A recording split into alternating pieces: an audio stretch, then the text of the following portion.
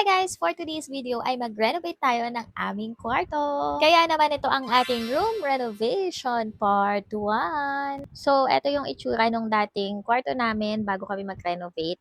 Medyo magulo, tapos yung kama namin nasa sahig lang. Etong cabinet, inuumpisahan ko na siyang i-paint noon, pero hindi ko natapos. Tapos, ayan, ganyan yung itsura, di ba? Ang gulo, ang kalat. Tapos, naka-wallpaper kami.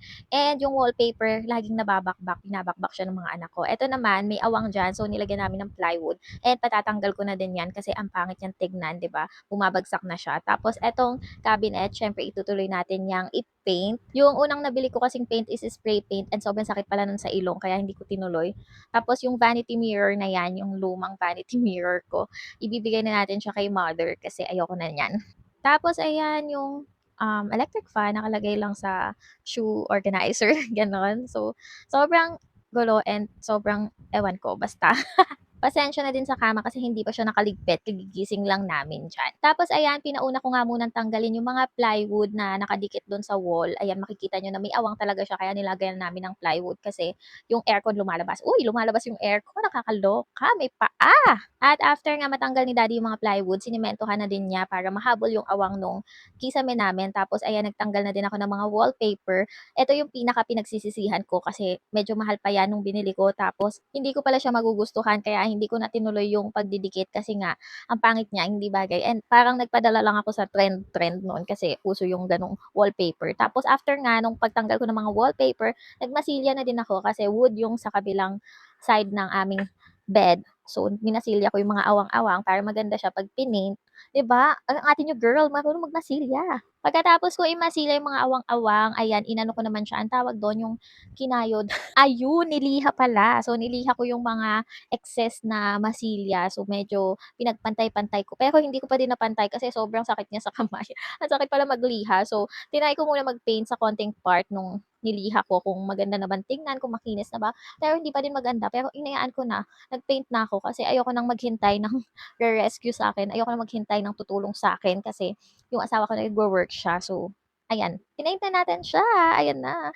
'Di ba, natapos ko agad. Bilis. Charot lang, mga 2 days ko yung pinaint. Tapos, after niyan, pinaint naman namin ni mama yung ceiling. Nagpatulong na ako kay mama kasi sobrang sakit sa kamay mag-paint ng ceiling kasi nga, ano siya, pataas. So, nakakangawit siya.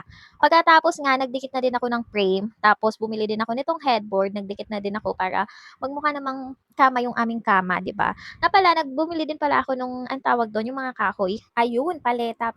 Bumili ako ng mga paleta para pagpatungan ng bed namin kasi medyo mahal yung mga kama and paleta na lang yung naisip ko kasi may napanood ako sa Facebook na gumawa nun. Tapos ayan, umorder na din ako ng yung parang IKEA na drawer. So, ayan yung paglalagyan namin ng damit. Actually, gusto ko nga puro ganyan na lang gamitin kasi napapangitan ako dito sa cabinet namin. Pero, carry lang, hayaan na natin. And isa lang yung binili ko muna para i-try din yung quality kasi hindi tayo sure.